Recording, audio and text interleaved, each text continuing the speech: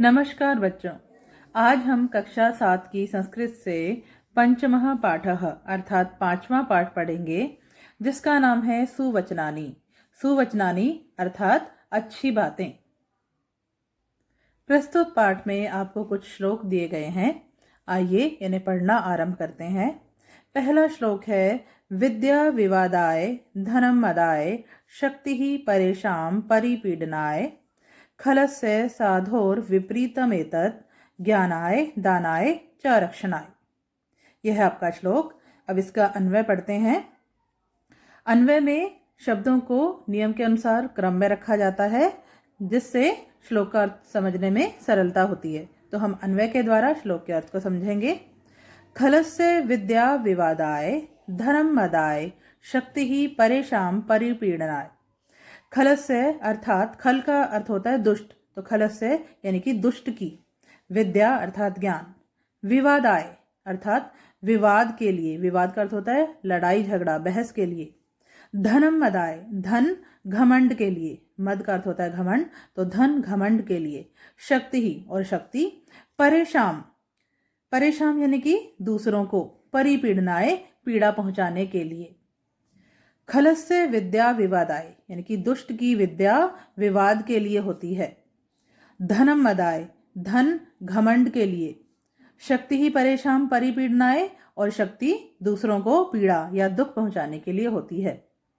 साधोः एतत् विपरीतम ज्ञानाय दानाय रक्षणाय च। साधो अर्थात अच्छे लोगों की, सज्जनों की। सज्जनों की एतत् विपरीतम इसके विपरीत, ज्ञानाय ज्ञान के लिए, दानाय दान के लिए, रक्षणाय च और रक्षा के लिए होती है। अर्थात सज्जनों की विद्या ज्ञान के लिए, उनका धन दान करने के लिए और उनकी शक्ति दूसरों की रक्षा करने के लिए होती है। इसका सरलार्थ पढ़ते हैं। यदि दुष्टानां समीपे विद्या भवति तर्हि ते अस्याः उपयोगं विवादस्य कृते कुर्वन्ति। यदि दुष्टानां समीपे अर्थात यदि दुष्टों के पास विद्या भवति विद्या होती है, तर्हि ते तो वे अस्याः उपयोगम इसका उपयोग विवादस्य कृते विवाद करने के लिए कुर्वन्ति करते हैं। यदि दुष्टों के समीप विद्या होती है तो वे इसका उपयोग विवाद करने के लिए करते हैं। धनम प्राप्यते अभिमानम कुर्वन्ति। धनम प्राप्य धन प्राप्त करके, ते अर्थात वे, अभिमानम कुर्वन्ति अभिमान करते हैं। धन प्राप्त करके वे अभिमान करते हैं। शक्तेः उपयोगम अन्येभ्यः दुःखदानाय कुर्वन्ति। शक्तेः उपयोगम शक्ति का उपयोग अन्येभ्यः दूसरों को दुःखदानाय दुख देने के लिए कुर्वन्ति करते हैं। शक्ति का उपयोग दूसरों को दुख देने के लिए करते हैं। परंतु यदि सज्जनानां समीपे विद्या धनम शक्तिः च भवन्ति तदा ते एतेषाम् उपयोगं ज्ञानस्य कृते दानस्य कृते अन्येषां च रक्षणाय कुर्वन्ति। परंतु यदि, लेकिन यदि सज्जनानां समीपे सज्जनों के पास विद्या धनम शक्तिः च भवन्ति विद्या धन और शक्ति होते हैं, तदा ते तब वे एतेषाम् उपयोगम इनका उपयोग ज्ञानस्य कृते ज्ञान के लिए, दानस्य कृते दान के लिए, अन्येषां च रक्षणाय और दूसरों की रक्षा के लिए कुर्वन्ति करते हैं। दूसरा श्लोक है, अयम निजः परो वेति गणना लघु चेतसाम उदार चरितानां तु वसुधैव कुटुम्बकम्। अन्वय, अयम निजः परः वा इति गणना लघु चेतसाम। अयम निजः यह अपना है, परः वा यह पराया है, इति गणना ऐसी गणना, लघु चेतसाम छोटे हृदय वालों की होती है। यह अपना है, यह पराया है, ऐसी गणना छोटे हृदय वालों की होती है। उदार चरितानां तु वसुधा एव कुटुम्बकम्।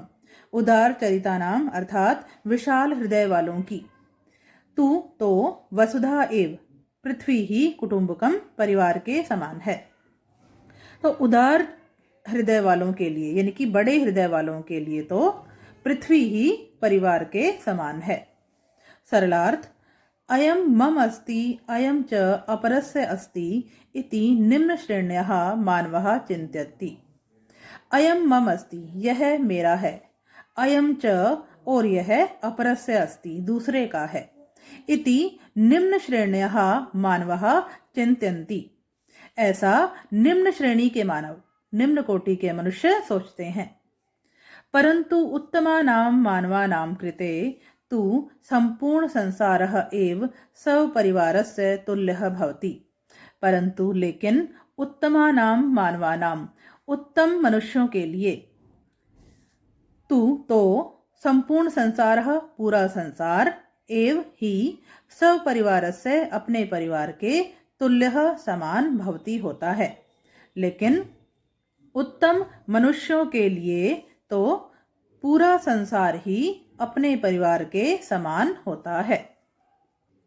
तीसरा श्लोक है महाजनस्य संसर्गः कस्य नोन्नति कारकः पदम पत्र स्थितं वारी धत्ते मुक्ता फलश्रियम्। अन्वयः महाजनस्य संसर्गः कस्य उन्नति कारकः न। महाजनस्य अर्थात महान लोगों का संसर्गः साथ, कस्य उन्नति कारकः न, किसकी उन्नति करने वाला नहीं होता, अर्थात महान व्यक्तियों के साथ से सबकी उन्नति होती है। पदम पत्रे स्थितम वारी मुक्ता फलश्रियम धत्ते। पदम पत्रे, पदम अर्थात कमल, कमल के पत्ते पर स्थित, वारी अर्थात पानी, मुक्ता फलश्रियम धत्ते मोती का रूप धारण करता है। कमल के पत्ते के ऊपर जो पानी की बूंद होती है वो मोती के समान दिखाई देती है। सरलार्थ है सज्जनानां मित्रता सर्वेषां जनानां उन्नतिं करोति। सज्जनों की मित्रता सर्वेषां जनानां, सभी लोगों की, उन्नतिं करोति, उन्नति करती है। यथा कमल पत्रे स्थितं जलं मौक्तिकस्य रूपं धारयति तथा एव सज्जन पुरुषाणां मित्रतया दुष्टजनाः अपि सज्जनाः भवन्ति। यथा जिस प्रकार कमल पत्रे स्थितम, कमल के पत्ते के ऊपर स्थित, जलम जल, मौक्तिकस्य मोती का, रूपम धारयति रूप धारण करता है। जैसे कमल के पत्ते पर स्थित जल मोती का रूप धारण करता है, तथा एव वैसे ही सज्जन पुरुषाणाम मित्रतया, सज्जन पुरुषों की मित्रता के द्वारा, दुष्ट जनः अपि, दुष्ट लोग भी, सज्जनः भवन्ति, सज्जन होते हैं। वैसे ही सज्जन पुरुषों की मित्रता के द्वारा दुष्ट लोग भी सज्जन होते हैं। चौथा श्लोक है को भारः समर्थानां किम दूरम व्यवसायिनां को विदेशः सविद्यानां कः परः प्रियवादीनाम्। अन्वय समर्थानां भारः क व्यवसायिनां दूरम किम सविद्यानां विदेशः क प्रियवादीनां परः क। समर्थानां भारः क अर्थात समर्थ व्यक्ति के लिए भार क्या, व्यवसायिनां दूरम किम व्यापारियों के लिए दूर क्या, सविद्यानां विदेशः क विद्या से युक्त व्यक्ति के लिए विदेश क्या, प्रियवादीनां परः क प्रिय बोलने वालों के लिए पराया क्या। अर्थात समर्थ व्यक्ति के लिए कोई भार नहीं होता, व्यापारियों के लिए कोई भी स्थान दूर नहीं होता, विद्या से युक्त व्यक्ति के लिए कोई भी स्थान विदेश नहीं होता, और प्रिय बोलने वालों के लिए कोई भी व्यक्ति पराया नहीं होता। सरलार्थ पढ़ते हैं। यथा शक्ति युक्त नरस्य कृते किमपि कार्यम भारम न भवति।